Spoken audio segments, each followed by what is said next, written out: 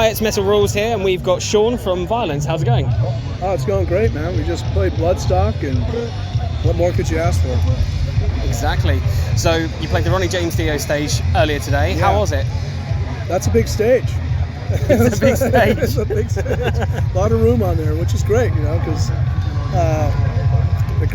and what's awesome is we played at 145, and the crowd was pretty freaking big for a 145 set time, you know. It was a good, healthy crowd, and it looked like everyone was into it, which is good. Yeah, I could see them all the way in the back. I like to look in the crowd looking for people to make eye contact, you know, to connect them to the band and what we're doing. That's good. Like, do you feel that helps your performance in a way? It enhances it, yeah. Because I'm up there looking like a psycho, and if I can look down and see you looking at me, and then look right at your eye and point at you like, I see you, fucker. You know? Oh, great. It's great for the fans. They love it too. I'll bet. So, as we've just been discussing earlier, it's quite hot today. You were dressed earlier in a long sleeve shirt and a battle jacket. How was it up on stage? Because I was roasting in the pit. Not bad. I mean, it was hot, but you don't compromise on the image you want to present to the crowd. Of course. So you're just a case of like, let's get out there and get on with it. So there was someone that I've known for a while, Maria Ferraro, and we did photos once for Megaforce Records, and she was the publicist, and she was so pissed off at the photos. She's all, you guys need to look like you're in the band, not in line to see the band, you know. So I never forgot that. You know? It's a good piece of advice, one to stick with. So you were originally scheduled to play Bloodstock back in 2020, before COVID happened. 2020. Yes. We did Alcatraz, and then we were in 2018. Yeah. So how pleased are you to be back to do the original show? It's great, you know. It's awesome. The people here are just that take care of the bands and stuff are phenomenal, and you know, Vicky is just, she's got so much energy. This is a big goings on here, and you know, she promotes it like crazy. And she's great to work with. You know, she responds to your emails. You know? Always useful. Because you know, when you're communicating with them about logistics, you're operating as a business, and it's important to be able to communicate. They do a great job of it, you know. It's been nice, actually. One of the things I've noticed over the course of the festival, that a lot of you... All right. The beers are in. So yeah, one of the things that has been quite noticeable is that a lot of you bands have been acknowledging all the help from behind the scenes that the crew here have done. So it's lovely to see the appreciation for all of them. It's important, you know. This is a big deal. When you show up, you don't know where you're supposed to go, and there's always someone there to help you out. Yeah, that's important. Great stuff. So the comeback is now complete. You guys put out your EP, Let the World Burn, recently. How does it feel to be a recording band once again? Oh, great. And the cool thing was, you know, we recorded one, Artiega, and he's a friend of ours, so it wasn't like there was a bunch of pressure. When we did Oppressing the Masses and Eternal Nightmare, you're limited on time because there's so much money being spent. Where here it was like, I did a couple songs this weekend. I'll see you in 3 weeks. I'll do a couple more songs, you know, and that in itself was good. You weren't like feeling like, oh, you got to get it 100% right the first time. And, you know, so you record and then you come back and you get to listen to it during that time between recording it. For me, the vocals, and coming back to do another session.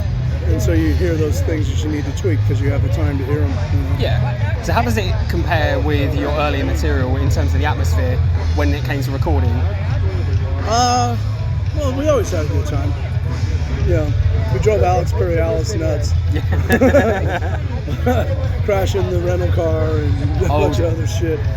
So proper rock star. You know, but this time around, it's just because Phil and I hadn't written in a long time, and just the two of us being able to write together, it's special, you know, because he's very receptive, and I don't play guitar, but I can hum. I know what I've got a good ear for stuff. So, it was good. Recording was relaxed, you know. So. That's great to hear. So, one of the things that in like researching for all this, like Phil originally when the bands got back together and started doing a couple of shows here and there, had a little bit of worry about writing some new material. So, what was it that kind of finally inspired him and you guys to get some new material going? Actually, we were in Mesa, Arizona with Sacred Reich, and Phil and I got a chance to just sit down and talk about, let's write something new and what's it going to look like. I mean, how many songs? And we both agreed we want to do a full-length album. Amazing. But we both agreed that this needed to be a hybrid of Eternal Nightmare and Oppressing the Masses. Yeah. And the next level up, but it had to remain thrash metal. Of course. We couldn't experiment. It was not even a question. Yeah, it had to be violence. It had to be you. We stuck to our roots, Yeah, of course. Yeah, it probably would have been a bit of an about face of you to put out something that was a bit too experimental for your first recording material since was it '93? Yeah. Last one. We're a thrash metal band, so exactly. We don't try to be anything but that. So aside from slight changes in membership over the course of the years, what was different about writing for this EP, and when you compare it to the early records? Well, the early records, I would just get the music and write the lyrics to it. Yeah. If I needed to stretch a verse, that's fine. But this time it was a lot of back and forth with Phil and I, and a lot of stop. I just play it like this, where you don't want to lose that thought, Yeah. So it was fun. It was great. Great. Very spontaneous, but we still knew that's how we structure songs and put riffs together. Yeah. So it retained that freshness, but also that fundamental sound. Stick to our roots. Have a good foundation that we're building from, which is Vio-Lence of '88 and 90. Yeah. Wicked. So you've kind of touched on it already with my next question, but with the EP, what was it that you were trying to achieve when you started writing it? Was it something to get the momentum started again, or what do you think? Just because part of playing music is writing music, and I love to create, and it's a challenge. You work on stuff. We'll make that a verse riff, and then I have to take it and try to put a vocal line to it, a vocal pattern, and it's like, I can't do it on this one. Let's try. We process through stuff, but it's like I said, half of playing music is writing it, and I love writing it. I love playing it. I never liked recording it, but with the way we do it now, it's a lot more comfortable for me. So, can you elaborate on that? How is it slightly different to recording back then than it is now that makes it so much more comfortable and experience for you? Well, for me, it was just Juan and I in the studio. When we were recording Oppressing the Masses, we were all in Ithaca, New York, and so they're coming in and out of the studios.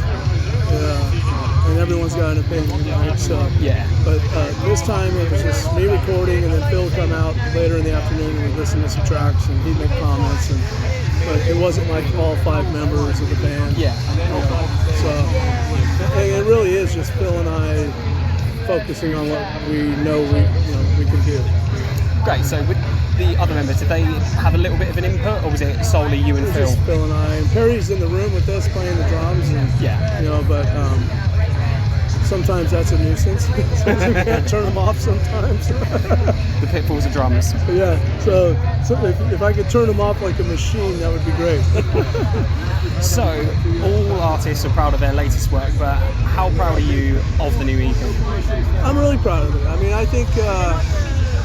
Like I said, we stuck to our roots, but then we took it up a notch. The vocals are a lot different than what they were in the beginning. The lyrics aren't quite as specific as like Calling in the Corner or Kill on Command. Yeah. And I doing different interviews with people and talking to people and hearing how they interpret the lyrics and the songs. It's kind of what we were going for. And so that makes me really proud. But Eternal Nightmare. Like for us, we're just pumped. For it to still be around is incredible. Great. Yeah. So you've already mentioned it, that you're working towards a new album. Can you tell us a little bit more about what to expect? Probably more of the same. Good stuff. Yeah, and you know, we might adjust our approach, but not who we are. You know, how we write our approach, but you know, we're still going to be hard. Yeah. When can fans expect it to be coming out? I don't know. We don't really kind of try to say anything like that because I don't want to create a false anticipation. Yeah. We kind of work together and we submit stuff to Metal Blade and we let them tell people. You know. Okay. So you mentioned that you've done a couple of festivals this week, including Bloodstock today.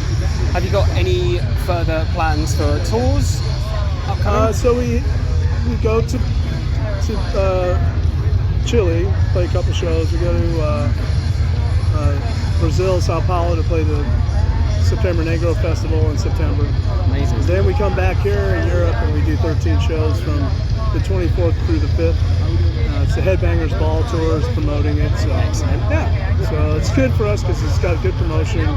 And these days, with the social media, some of these promoters think that, fuck it, the band will promote it, but it's like, you know, the local guy needs to be able to do it. And, you know, with this, we coming over here, I think we have strong promotion, and that's important. Wonderful. Yeah. Okay, so final question. Is there anything that you'd like to say to the Metal Rules audience or the Bloodstock audience? Thank you, Bloodstock. What a great fucking crowd at 1:45 p.m. I know there was hungover people in that crowd because when you come to the festival, I don't think I've gone to bed before 3 a.m. And to see all those people out at 1:45 was fantastic. Yeah, it's amazing, isn't it? Right, Sean, thank you so much for speaking with Metal Rules today. It's been an absolute pleasure, and congratulations on the set earlier and the EP. We look forward to the new album. Thank you. Great stuff. Cheers.